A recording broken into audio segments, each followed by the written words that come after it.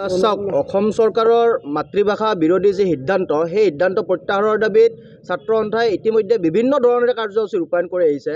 আমি বিক্ষোভ সমদল, চাইকেল সমদল, চৰকাৰৰ কেবিনেটৰ সিদ্ধান্তৰ প্ৰতিলিপি দা ইত্যাদিকে আদি কৰি আজি সমগ্ৰ জিলা ছাত্ৰ সন্থাসমূহে সদৰত 13 ঘণ্টীয়া অনশন কাৰ্যসূচী ৰূপায়ণ কৰিছে। আৰু আজি সদৌ বজালী জিলা ছাত্ৰ সন্থাইও পাঠশালা হৰি মন্দিৰ প্ৰাংগণত ৰাতিপুৱা 6 বজাৰ পৰা আমি অনশন কাৰ্যসূচী ৰূপায়ণ কৰিছোঁ আৰু সন্ধিয়া 7 বজালৈকে আমাৰ এই অনশন কাৰ্যসূচী চলি থাকিব। আৰু আজি আমি এই অনশনস্থলীৰ পৰা চৰকাৰক এটা কথা ক'ব বিচাৰিছোঁ যে চৰকাৰখনে যি এক সিদ্ধান্ত গ্ৰহণ কৰিছে, 6ঠমান শ্ৰেণীৰ পৰা গণিত আৰু বিজ্ঞান এই দুটি বিষয়ে তেওঁলোকে ইংৰাজী পাঠ্যপুথি ইতিমধ্যে বিতৰণ কৰিছে।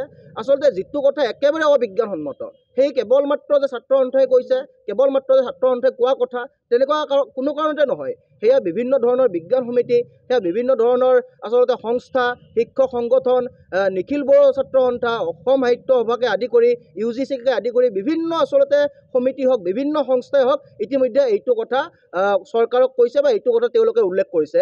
তাৰপিছতো চৰকাৰে আকৰ্গ স্থিতিৰে এই যিটো আমাৰ মাতৃভাষা মাধ্যম, সেই মাতৃভাষা মাধ্যমটো তেওঁলোকে নিষেধ কৰিব বিচাৰিছে। আমাৰ অসমীয়া ভাষাই হওক বা বড়ো ভাষাই হওক, বিভিন্ন জাতি জনগোষ্ঠীৰ যিসমূহ মাতৃভাষা, সেই মাতৃভাষাসমূহ ধ্বংস কৰিব বিচাৰিছে। ই আচলতে চৰকাৰৰ এক বৃহৎ ষড়যন্ত্ৰ।